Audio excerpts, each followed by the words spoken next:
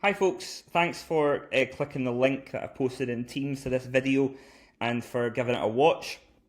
Um, as it says, it's an introduction to National 5 Media, and I'm just going to take you through the course outline and talk a little bit about the specific work that I've set so far, and maybe a little bit about some of the work that I'm going to do later on. To be totally upfront, I am no expert in making videos like this. I found a piece of software called Loom that can kind of help me talk over some PowerPoint. So I'm trying to hopefully engage with you a little bit more through this. We'll see how it goes. I'm probably going to and a lot, and I don't have time to edit videos. So you're going to get the raw, undoctored footage at the end of this. So thanks for picking the subject, because looking through the class list, I know quite a lot of you from teaching you English previously. We've got people in S4, S5 and S6 in this National 5 media class this year, which is great. And quite a lot of the other people who I've not taught before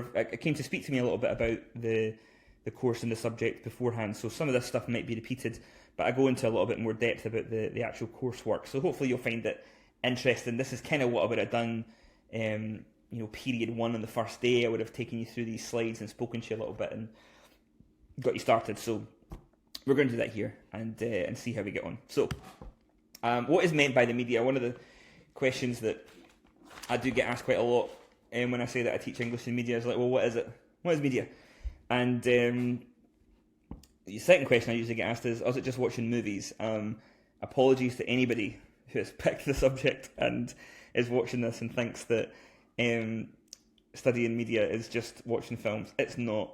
I'm sorry. We do get to watch films, but we don't watch loads and loads of films and just write reviews of them or anything like that. It's a lot more in depth, and I think more interesting than just that. Even some people think maybe they would want that, but they don't. You wouldn't really.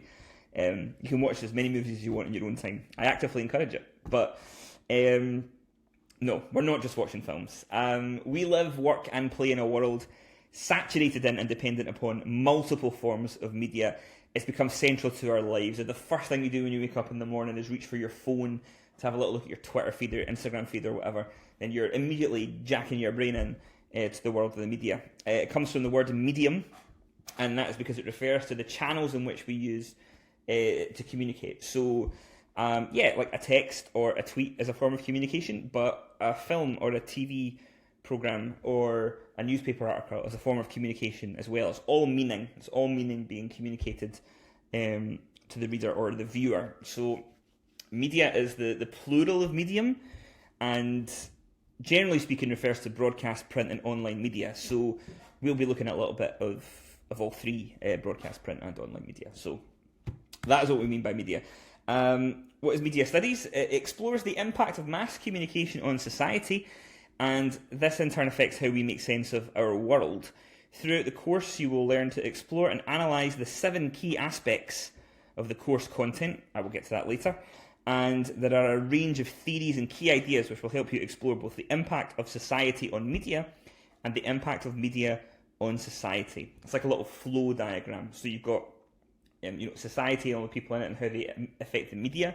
And then you've got the media and all the people involved in that and how those products therefore affect society. And it kind of works in a bit of a loop. But again, this is just an intro. We'll get to all these things as we come across them.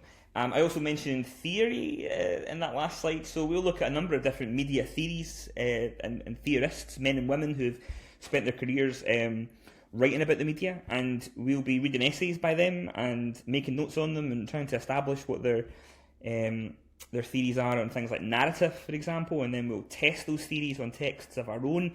Sometimes it'll be ones that I've selected for us all to do. Sometimes you'll get the chance to pick your own one. Why does it matter? So you'll see up top there a picture of Mickey Mouse eating the 21st Century Fox logo. So if you pay attention to the world of the media, you'll know that the House of Mouse, Disney, has been ever expanding over the last couple of years, and you'd be genuinely surprised. Go look it up now, pause the video and go look it up. The number of different media outlets that are owned all by the same 2 or 3 big conglomerates, and these are the people that are in charge of a lot of the stuff that we see day to day in television, but also in print media, and they are influencing our lives in different ways. So we are even watching a sort of media storm occur because of COVID-19 and the pandemic that we're in at the moment. You'll know that there are loads of different opinions and thoughts on the ways that different countries are handling different elements of this, and depending on which media outlet you go to, you might get a very different take on it, and that's usually because of who owns those things. So we live in a world where we're completely dependent on the media, and as I've tried to explain, the connections between the news industry, ownership and politics are such that they heavily influence what information we are presented with. So I mentioned to some of the people that came to see me, and they're like, what is media? And I was like, well, if you like English, but also maybe a little bit of business and modern studies, all these kind of things can sort of come together if that's your kind of knowledge base. So advertising is something else that we'll take a little look at. So, it can convince us to buy a product, but also to subscribe to a lifestyle that might not even be all that realistic. But that's what they sell you now. They don't just sell you the acne cream. They sell you the idea that this cream is going to change your life and it's going to make you super popular and everyone's going to love you because you use this cream. Just think about that whenever you're watching adverts. Like, are they just selling you the item, or are they trying to sell you a lifestyle that revolves around it? It's an interesting thing to think about. So, entertainment as well acts as a mirror in some ways. I've said here, reflecting both an ugly and beautiful picture of the world that we live in. What can we learn from the version of the world that we see in the entertainment products that we consume? Is it positive? Is it negative? And who's making those representations possible, and why? Social media, obviously, you can't really imagine the world without it. It's an immense industry. It providing employment both directly and indirectly. So very rarely will you have a company now that don't have a sort of social media officer. But you know yourself, some people turn their social media into their jobs and become influencers to one degree or another, which kind of ultimately boils down to selling as well. You're selling a lifestyle that people buy into. So I think, as I said at the bottom, this is fun to study. People that have taken the course the last 2 years that it's run at school said that they enjoyed it very much. It was hard work, but worth it. So, yeah, it isn't just watching films. I'm sorry. Skills for learning, life and work. So some of the things that we'll be working on together.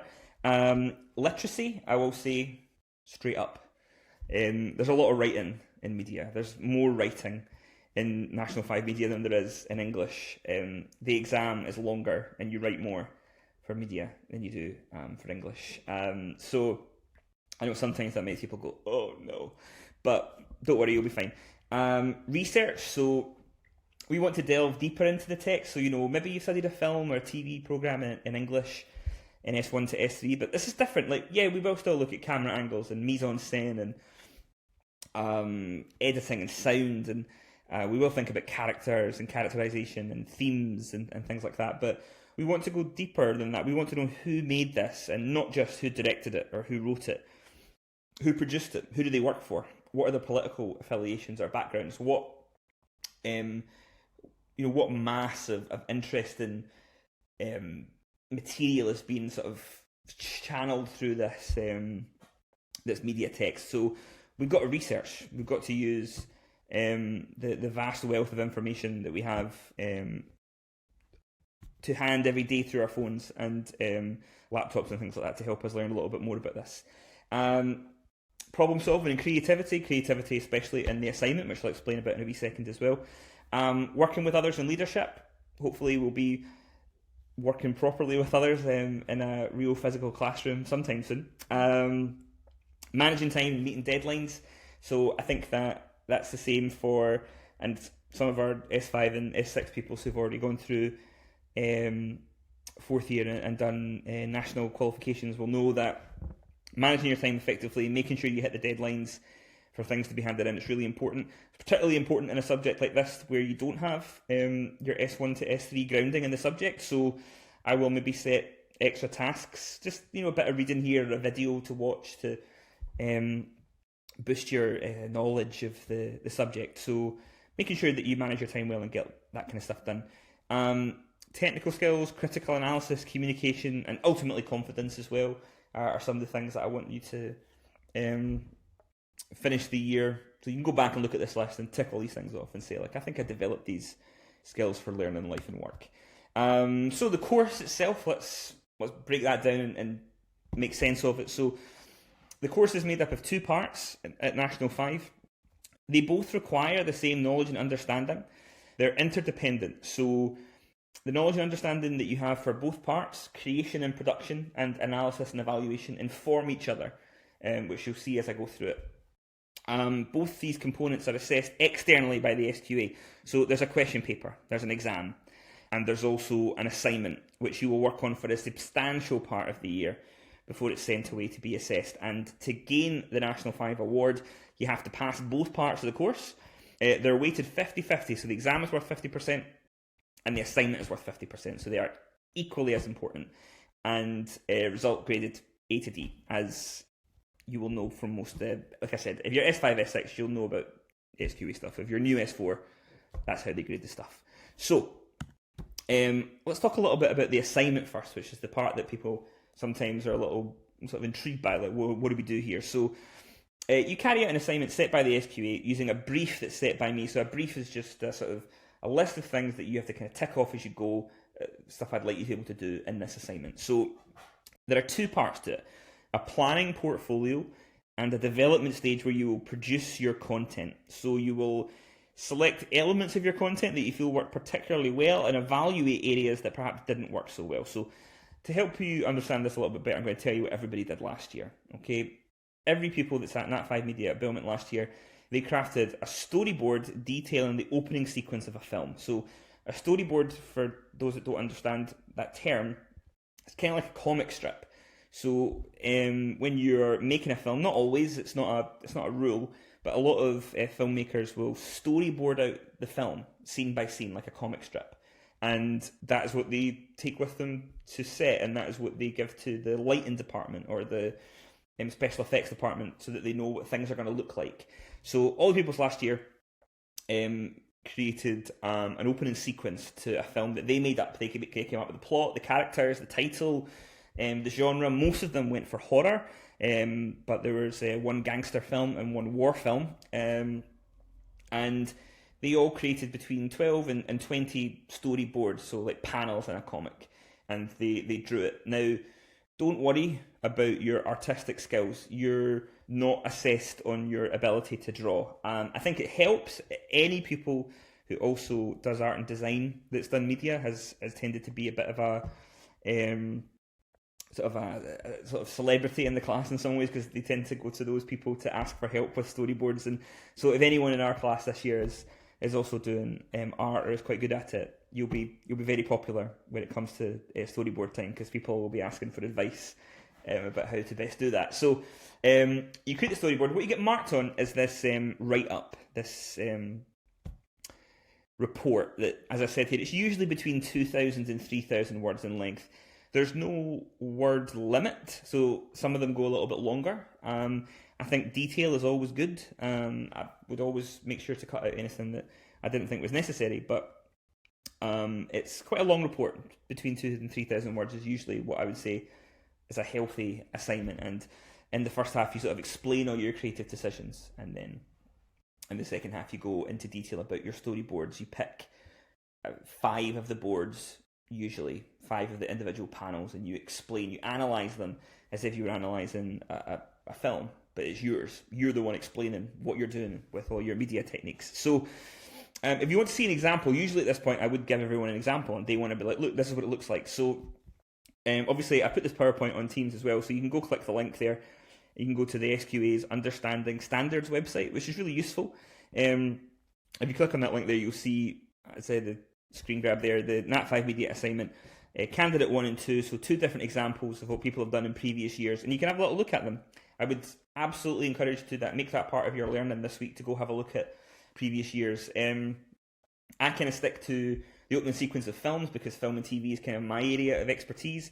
Some people want to move into like product advertisement and things like that, which is absolutely a valid way to do it, but I think the the film storyboards has certainly served us pretty well the last few years. So that's the assignment, and it's a lot of work, a big commitment, but usually it's quite fun. And this year we had a good bit of fun with everybody's characters and plots and opening sequences. Some of them were very creative. Just so that you can see now what the external exam looks like. So the assignment, 50%, that's one thing. The other part is the exam. So it's 2 hours long, and there are 5 questions that allow you to demonstrate your knowledge and understanding of the key aspects of media literacy by applying them to content you have studied and by analysing an unseen print text so that the examiner can assess your understanding in an unfamiliar context. As I said before, there's a lot more writing in the media exam than the English exam. So ice buckets outside the hall for you to dunk your hands in at the end, because you'll be writing so much. So you see a little table at the top there. So 2-hour exam, 5 questions, you answer all of those, 50 marks. There'll be 1 question on film posters that you will not see until you get in there. More on that in a second. 10 marks, and then your assignment, which is out of 60 marks, we've already spoken about, that's the other 50%. So, what does the exam paper look like? That's it there. The 5 questions will look something like this. You'll see that they're not specific to a text. It's not like there's a set text like in English where we study the same film as everybody else in the country that's doing National 5 Media. We'll study different things, and you will choose on the day in the exam which text that we have studied you want to use to answer these specific questions. And that might seem quite intimidating to see it now. That's the questions all laid out, but don't worry about it. You'll be absolutely ready for this when the time comes to sit it. So just to kind of pick some of the questions out at random, question 3 there. The narrative of media content is often used to achieve particular purposes. 3A, describe in detail the narrative in media content you have studied for 8 marks. And 3B, explain how the narrative achieves a particular purpose for 2 marks. Now, right now that might not make a lot of sense to you, but when the time comes, it will. So if you need to pause the video or something to read these questions, you can, or you can look at the PowerPoint, a copy of this, which is also in Teams, and you can kind of see right away from as close to day one as possible that this is what the exam looks like, and this is the type of stuff that you have to do. The closest thing, maybe this won't work for the new S4s, but like S5 and S6 pupils, similar kind of principle to your critical essay in English, where you'll go in with a kind of text in mind that you want to write about. You won't use the same text for every one of the 5 questions. You'll mix it up a little bit, but it's that kind of similar principle, which you'll have a little bit of experience of, that the S4 might not yet. So the second part is the analysis of media text, the unseen analysis.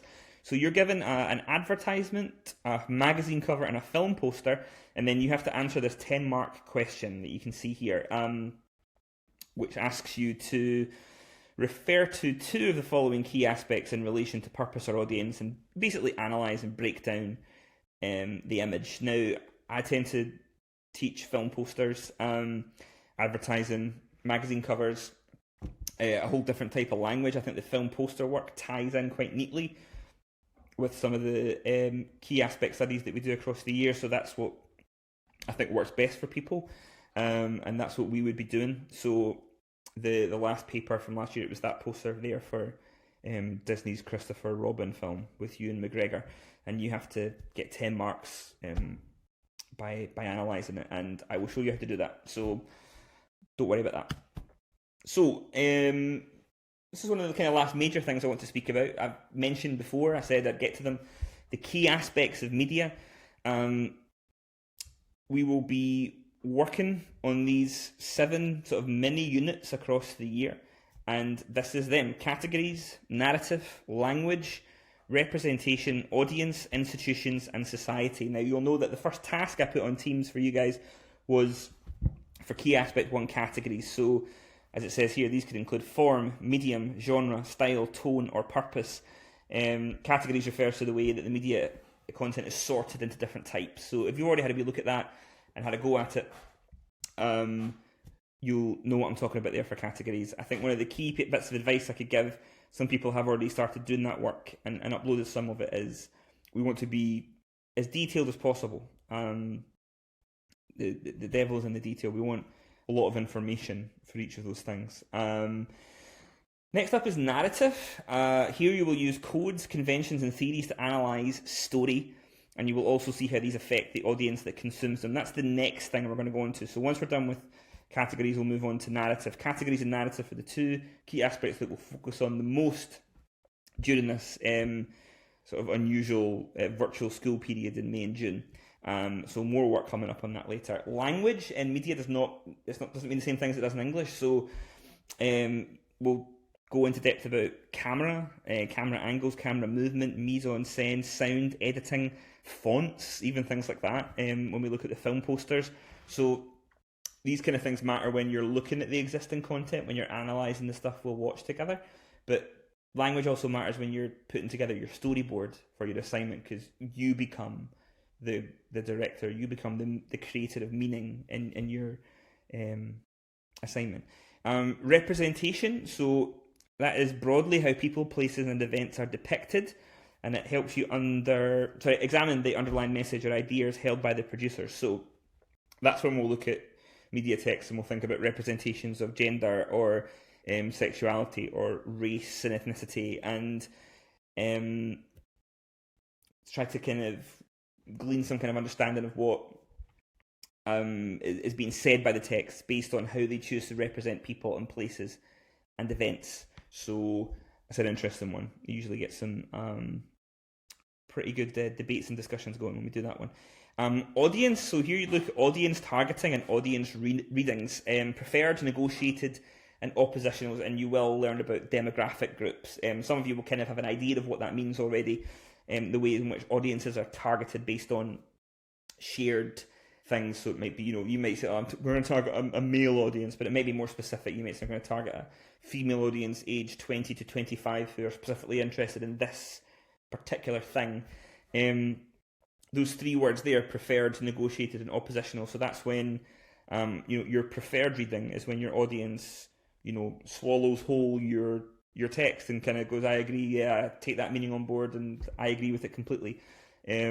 Negotiated is where maybe they agree with some parts of it but not all of it, and then oppositional is when they reject it completely. And this doesn't have to always be about news media or things like that. Sometimes films operate in that way where audiences reject the message that is being presented in the film, and there's usually elements of controversy there that we can look at. So another interesting one.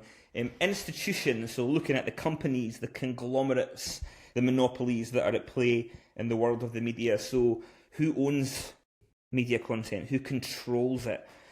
What constraints are placed on producers by these big institutions? So Disney, Marvel, Warner Brothers, the BBC, Fox News, and CNN. You could endlessly name different media institutions, and I think that the Disney one will kind of reign supreme again this year. You just kind of can't escape Disney. You may have got Disney Plus, which launched, luckily, at the start of lockdown for them anyway. It seems like way more people in the UK got involved with it than maybe they would have. So they own so much.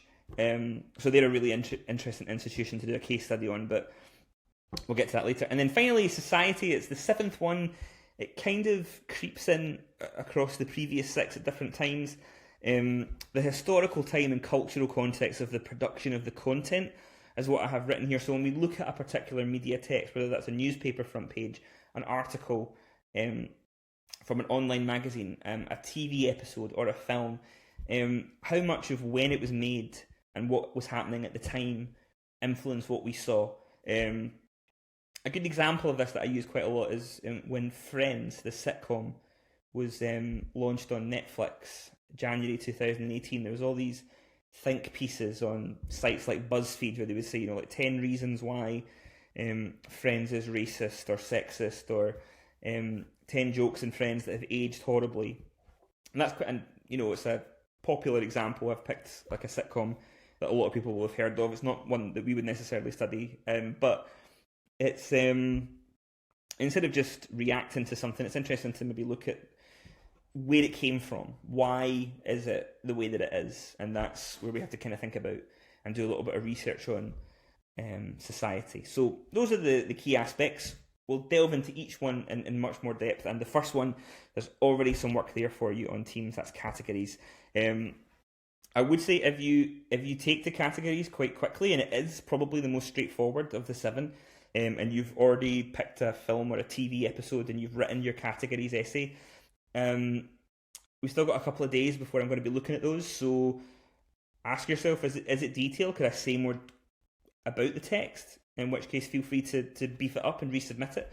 Or if you've done one and you're quite happy with it, pick another one. In class doing this, we would write a few categories essays. Well, it's not a full essay. You'll see yourself if you've looked at it. They're quite short, but pick another episode, and you get to choose the text. So pick something that you're interested in, and try and write a little bit more about it. So in terms of analysing media content, you will analyse them in a very detailed and complex way. You'll think about the internal aspects, so categories, narrative, representation, and language, and the external context, so that's your audience, institutions, and society. And again, a relationship between those. How do the internal ones affect the external? How do the external then affect the internal? Some posters up there. These are just some of the things that we've looked at in class for National 5 over the last few years. Spider-Man Into the Spider-Verse, which I'd recommend if you haven't seen it. Animated entry into Sony's Spider-Man franchise that we looked at for narrative analysis last year, but also representations. The first time that a person of colour has been presented as Spider-Man in a film. Obviously, the character Miles Morales has been around in the comics for a lot longer, but we thought that film, when you break it down, is quite an interesting message in terms of representation. A documentary that's older than most of you, Bowling for Columbine, which is about the Columbine school shooting and the fallout from that. A very tough and a very harrowing documentary, but one that pupils are usually quite surprised by how little has changed in that American gun control debate since the film was made in the early 2000s. So it's another one that we've looked at before. The Netflix show Stranger Things is there as well.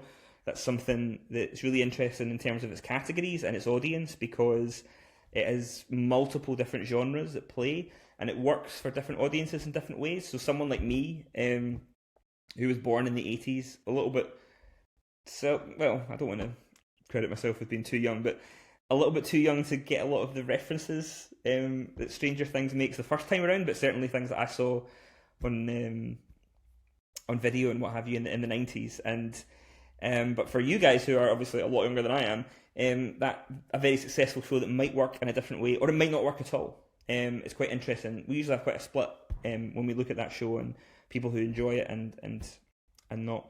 I put some links at the bottom here that are worth looking at. I think that this is like a fun bit, because for English, I'm always telling English pupils, you've got to read, keep reading stuff. For media, I think it's really important that you broaden your consumption of the media and try and watch different things. So I've included there the IMDb Top 250. So that's Internet Movie Database, a user-generated list, the top 250 films of all time. Maybe find one on that you've never seen before and check it out. Let me know if you enjoyed it. Sight and Sound poll. So Sight and Sound is a magazine created by the British Film Institute. It has a slightly more highbrow readership and audience, so they have a very different greatest films of all time list. Maybe there'll be things on that you'll find interesting. And the Guardian in September last year, they published 2 lists, the best films and TV shows of the 21st century. So if you want something a little bit more up to date, have a look at those lists and see if there's anything on there that interests you. Maybe do a little categorical analysis based on that first piece of work in teams.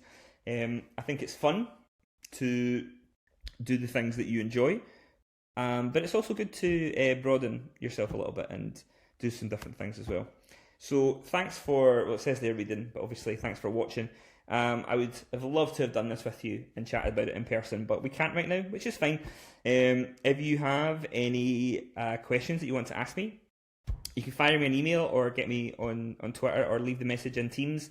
This is quite specific for my media class, but hopefully if you watched it and you're studying National 5 Media somewhere else, you found it a little bit informative. I'm going to try and use the video format a little bit more often, maybe to explain some tasks that we'll be doing over the next few weeks, or to give feedback as well, and talk about some of the things that you've been working on. So thanks for watching. I'm pretty sure that's everything. So I'll speak to you soon.